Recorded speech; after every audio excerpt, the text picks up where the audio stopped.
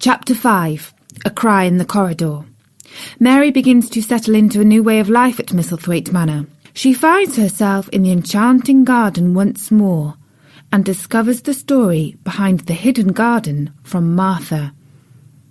Let's see what Mary may uncover in the next chapter of The Secret Garden.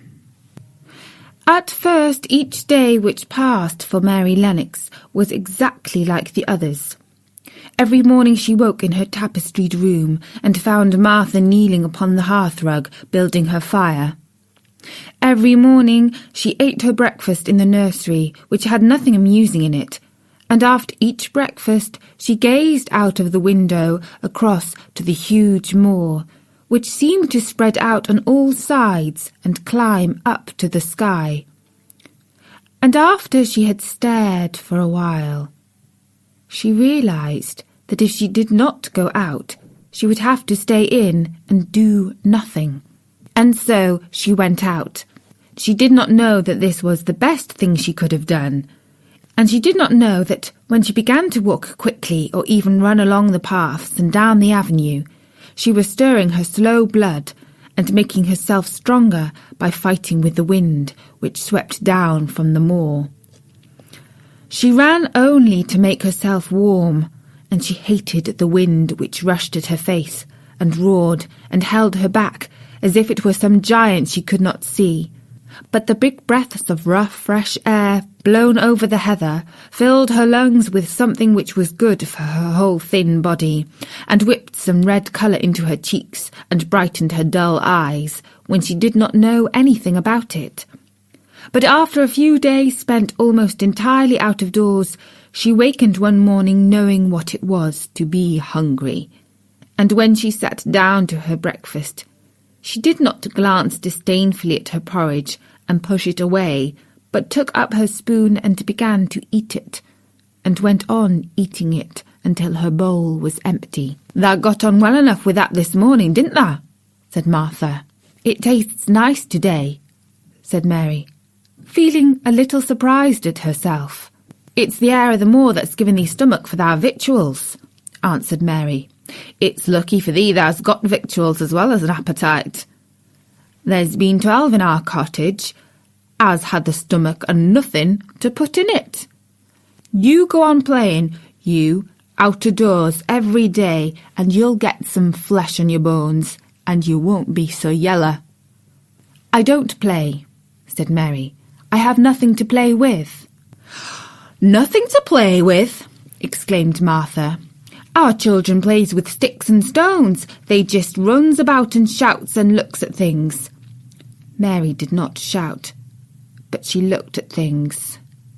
There was nothing else to do. She walked round and round the gardens and wandered about the paths in the park. Sometimes she looked for Ben Weatherstaff, but though several times she saw him at work, he was too busy to look at her or was too surly. Once, when she was walking toward him, he picked up his spade and turned away, as if he did it on purpose. One place she went to oftener than to any other. It was the long walk outside the gardens with the walls around them. There were bare flower beds on either side of it, and against the walls ivy grew thickly. There was once part of the wall where the creeping dark green leaves were more bushy than anywhere else. It seemed as if for a long time that part had been neglected. The rest of it had been clipped and made to look neat, but at this lower end of the walk it had not been trimmed at all. A few days after she had talked to Ben Weatherstaff, Mary stopped to notice this and wonder why it was so. She had just paused and was looking up at a long spray of ivy swinging in the wind when she saw a gleam of scarlet and heard a brilliant chirp. And there, on the top of the wall, forward perched Ben Weatherstaff's Robin Redbreast, tilting forward to look at her with his small head on one side. "Oh!" she cried out. "Is it you?" and it did not seem at all queer to her that she spoke to him as if she was sure that he would understand and answer her. He did answer. He twittered and chirped and hopped along the wall as if he were telling her all sorts of things. It seemed to Mistress Mary as if she understood him too, though he was not speaking in words. It was as if he said, "Good morning. Isn't the wind nice? Isn't the sun nice? Isn't everything nice? Let us both chirp and hop and twitter. Come on, come on." Mary began to laugh, and as he hopped and took little flights along the wall, she ran after him. Poor little thin, sallow, ugly Mary. She actually looked almost pretty for a moment. I like you," she cried out, pattering down the walk, and she chirped and tried to whistle, which last she did not know how to do in the least. But the robin seemed to be quite satisfied, and chirped and whistled back at her. At last he spread his wings and made a darting flight to the top of a tree, where he perched and sang loudly. That reminded Mary of the first time she had seen him. He had been swinging on a tree-top, and she had been standing in the orchard. Now she was on the other side of the orchard and standing in the path outside a wall, much lower down, and there was the same tree inside. "It's in the garden no one can go into," she said to herself. "It's the garden without a door. He lives in there. How I wish I could see what it is like." She ran up the walk to the green door she had entered the first morning. Then she ran down the path through the other door and then into the orchard, and when she stood and looked up, there was the tree on the other side of the wall, and there was the robin just finishing his song and beginning to preen his feathers with his beak. "It is the garden," she said. "I'm sure it is." She walked around and looked closely at that side of the orchard wall, but she only found what she had found before, that there was no door in it.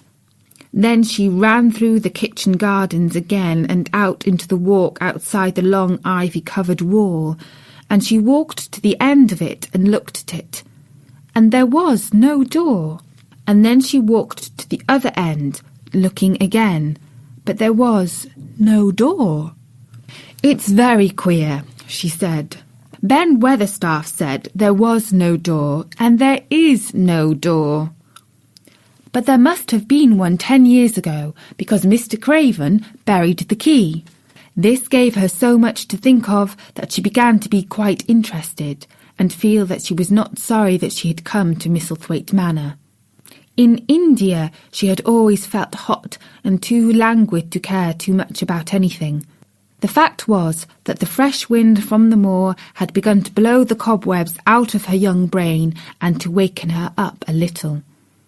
She stayed out of doors nearly all day, and when she sat down to her supper at night, she felt hungry and drowsy and comfortable. She did not feel cross when Martha chatted away. She felt as if she rather liked to hear her, and at last she thought she would ask her a question. She asked it after she had finished her supper and had sat down on the hearthrug before the fire. "Why did Mr. Craven hate the garden?" she said.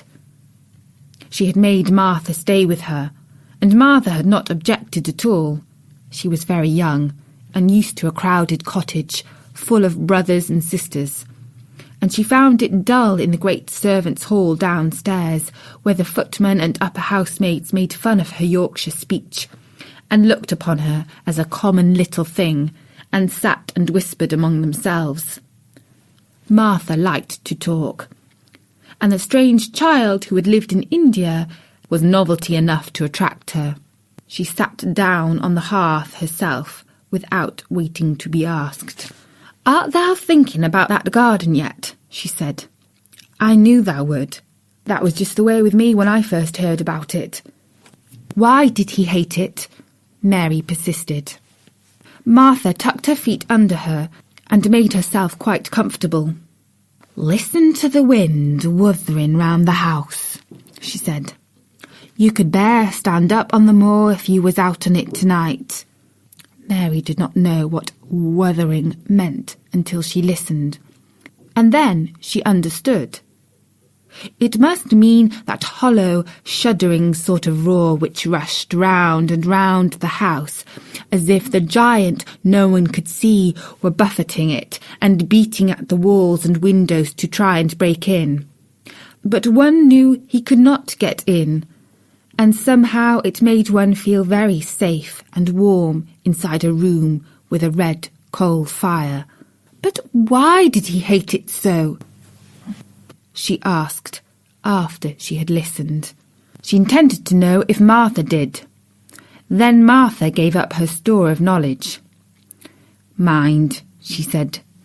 "Mrs. Medlock said it's not to be talked about. There's lots of things in this place that's not to be talked over. That's Mr. Craven's orders. His troubles are none servant's business, he says. But for the garden, he wouldn't be like he is. It was Mr. Craven's garden that she had made when they first were married, and she just loved it. And they used to tend the flowers themselves, and none of the gardeners was ever let to go in. Him and her used to go in and shut the door and stay in there hours and hours reading and talking, and she was just a bit of a girl, and there was an old tree with a branch bent like a seat on it, and she made roses grow over it, and she used to sit there. But one day, when she was sitting there, the branch broke, and she fell on the ground, and was hurt so bad that next day she died. The doctor thought he'd go out of his mind and die too. That's why he hates it. No one's never gone in since, and he won't let anyone talk about it." Mary did not ask any more questions. She looked at the red fire and listened to the wind wuthering. It seemed to be wuthering, louder than ever. At that moment a very good thing was happening to her. 4 good things had happened to her, in fact, since she came to Misselthwaite Manor. She had felt as if she had understood a robin, and that he had understood her. She had run in the wind until her blood had grown warm. She had been healthily hungry for the first time in her life, and she had found out what it was to be sorry for someone. But as she was listening to the wind, she began to listen to something else. She did not know what it was, because at first she could scarcely distinguish it from the wind itself. It was a curious sound. It seemed almost as if a child were crying somewhere. Sometimes the wind sounded rather like a child crying. But presently Mistress Mary felt quite sure this sound was inside the house, not outside it. It was far away, but it was inside. She turned round and looked at Martha. "Do you hear anyone crying?" she said. Martha suddenly looked confused. "No," she answered. "It's the wind. Sometimes it sounds like as if someone was lost on the moor and wailing. It's got all sorts of sounds."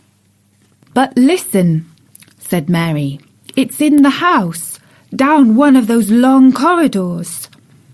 And at that very moment a door must have been opened somewhere downstairs, for a great rushing draught blew along the passage, and the door of the room they sat in was blown open with a crash, and as they both jumped to their feet, the light was blown out, and the crying sound was swept down the far corridor so that it was to be heard more plainly than ever. "There!" said Mary. "I told you so. It is someone crying, and it isn't a grown-up person." Martha ran and shut the door and turned the key. But before she did it, they both heard the sound of a door in some far passage shutting with a bang, and then everything was quiet, for even the wind ceased wuthering for a few moments. "It was the wind," said Martha stubbornly. "And if it wasn't, it was little Betty Butterworth, the scullery maid. She's had the toothache all day." But something troubled and awkward in her manner made Mistress Mary stare very hard at her. She did not believe she was speaking the truth. And that was the 5th chapter of The Secret Garden. And so Mary has learnt what the word wuthering means, as well as the tragic history of the gardens at Misselthwaite. The disturbing cry in the corridor appears to be yet another mystery at Misselthwaite that Mary must uncover. Let's see what she may find out in the next enthralling chapter of The Secret Garden.